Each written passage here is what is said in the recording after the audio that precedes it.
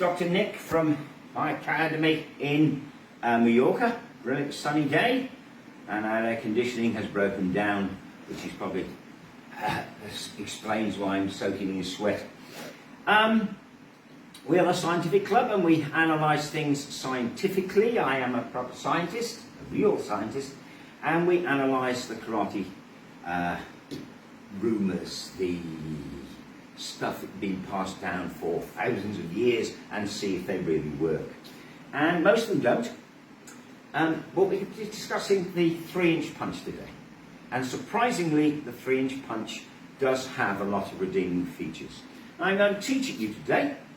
And you're going to need to practice it an awful lot. But if you can master the 3-inch punch, and I'm not saying I have, then you can turn your feeble punch into the most devastating blow. If you fall out with a boxer in the street and you hit him as hard as you want in the face, all he'll do is smile at you. They practice to do it. I've trained a lot of boxers. I trained Frank Bruno for a year, as in karate. Right? Lovely blow, absolutely lovely blow. That all they've got is their punches, which are absolutely deadly compared to ours. And we don't really train to take a punch. I can train you, teach you, by master 3-inch punch, to punch as hard as they do, and they punch a bag 1,000 times every morning, the minute they get out of bed. And 3-inch punch does it. Now, it was brought to us by Bruce Lee. Bruce Lee was an interesting man. He wasn't an educated man, he was an intelligent man. And that doesn't always go for karate instructors, sadly. It's very unusual to find an academic like me who teaches karate. Now, I'm rotten at karate, but I'm good at the science of it. Please listen to me on the science. I know what I'm talking about, the science. Now, Bruce Lee was born in San Francisco, actually, and he was moved to Hong Kong, where he became involved in the street gangs, and they brought him back to America to take him out the gangs. He knew what he was doing, did Bruce. He had a dojo in Beverly Hills. I've been in it, and it's like a shrine nowadays. And it's got a sign up and says, if anyone can beat me, I will give them the dojo. And he lasted 8 years. I would last half of one of my lessons before one of the kids took it off me, like this. This was a man who knew what he could do.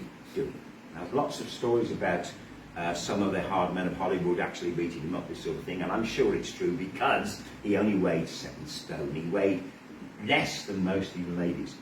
Why I'm talking about this is he made the 3-inch punch popular, and so this is my little shrine to him, because the thing I want to say is Bruce Lee died because he didn't understand basic science. Very sad. If only he'd have talked to a physicist, then he wouldn't have had to die. He was making all these brilliant movies, and they were, especially in those days, and he got it into his mind that if he lost some weight, he would stay in the air longer. Now let me show you a bit of science. Easy science. It's stuff you learnt when you were 13. Promise you. You learnt it when you were 13. How do I know? I was responsible for writing the syllabus, the physics syllabus, for a British education system. If you drop these 2 balls at the same time, which will hit the ground first? Obviously, it's going to be the bigger one, the heavy one. Yes? It's obvious it's going to. Yeah? We all know that. Ask anybody. Ask your mum and dad, anyone in the street. Of course it's going to. Except it's not true. What will actually happen... Now, I can't drop them exactly at the same time, but if I drop them, they will hit the ground at the same time. That is basic physics. It's Newton's law of gravitation. Everything falls at the same rate. If you throw a grand piano, cricket ball, a gorilla, that fan out of a plane at 10,000 feet, they'll all hit the ground at the same time. Everything accelerates at the same rate according to gravity. Now, if someone had mentioned that to Bruce Lee, then he would still be alive, because he took off 30% of his body weight, and he only weighs 7 stone, in 3 months. And if anyone, I put my arm around, I'd say, Bruce, it won't make any difference. You're trying to change the laws of gravity. And he had a headache from the water loss, and he took 1 aspirin, and the salicylic acid in the aspirin gave him a brain edema swelling, and it killed him. That's what killed Bruce Lee. He wasn't assassinated. That's what killed him. A lack of knowledge and science. So this is my little memory of him. He wasn't a particular hero on me, but he was an intelligent man. The 3-inch punch. This is the 3-inch punch. There. Now that's not the 3-inch punch. You don't go up to someone and go there, but you've got to master this first. The 3-inch punch works because it is 2 basic physics laws. What you're going to do is this move here. Is twist, twist, twist, twist, in. You're not hitting with it, you're twisting. If I put it against the wall, yeah, and twist, twist. It's not even going forward. It's just twisting, twisting, twisting. And faster, faster you twist. Never mind that fall. Faster you twist it, the better. Faster you twist it. Fastest way you can fall, second part, is 10 meters per second squared. That is the force due to gravity. Okay? So we're going to now fall. We're going to put a different part of it.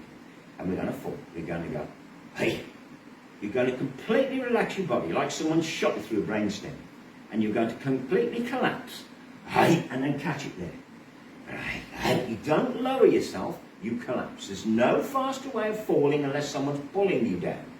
Right? It's whoa, whoa, whoa. Now all you've got to do is put those 2 together. Right? There's your punch. And as you do that, hey, hey, hey, there. Now what we're doing is, as I keep on hitting you with Newton's second law, force equals mass times acceleration. The force of anything is the acceleration multiplied by the mass. Now for us, it's body weight multiplied by the speed. Forget the other mathematical thing. The body weight, how much body weight you can put behind it, that's virtually all of it. Multiplied by the speed here, right? And boom, this here. Now that's the first physical law. Bang, here. The second physical law is even simpler. It's absolutely obvious. If you hit someone with a fist, you're hitting them with that hitting plane there. That's why little kids, when you say, come and punch me here, and they hit you and you go, shit, that hurt. It's because their fists are tiny. And their fists go in a lot further than your big fist. If you chop somebody, forget the fingers, they just flail off. You're chopping with 1/3 of the space there. Right? So, basic physics, it will go in 3 times further. That's why chop is usually bang. It is so much more dangerous. It will go in 3 times further than the fist. If you're doing this, you're hitting with this knuckle here. 1/3 of the fist. So this is now going in 3 times further. Bang! You see them line people up. And then they hold the fist there. Woo! And the end one falls off. Well, he does it for a club member of yours. Right? Because it's mainly jokes, mainly fickle ladies. But the idea is the force penetrates. Well, it does penetrate.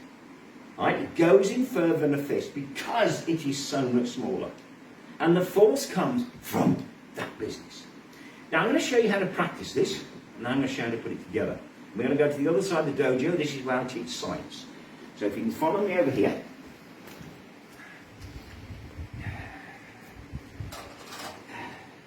And you need a very advanced piece of equipment, the order of NASA. This is here, painted. Very heavy, on a smooth surface.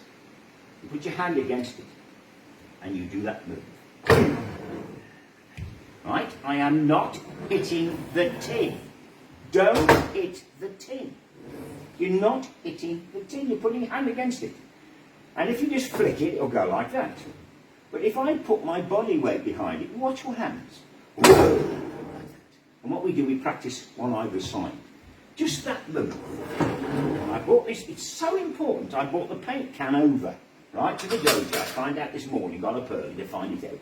Right? Because this is, there's no other way I know of practicing it. Right? Let's go back in the dojo. It's less of a mess. Now, you do that 1,000, 10,000 times, and you will get 3-inch punch. That's not three. You've got to walk around the street going, yeah, yeah. I don't mean that.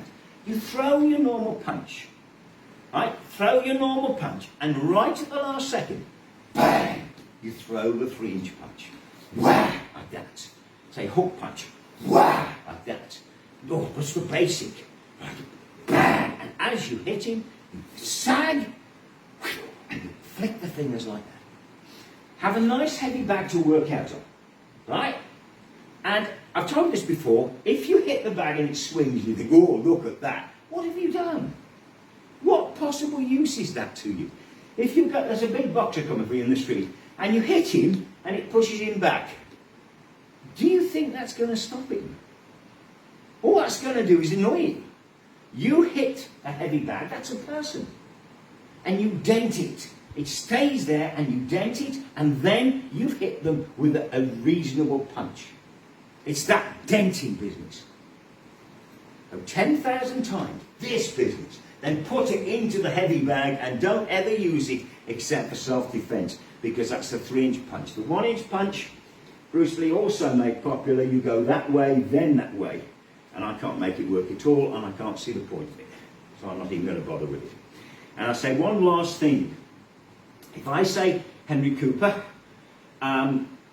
he's more my age group. He was the heavyweight boxing champion of Great Britain. He was the bloke who knocked out Muhammad Ali.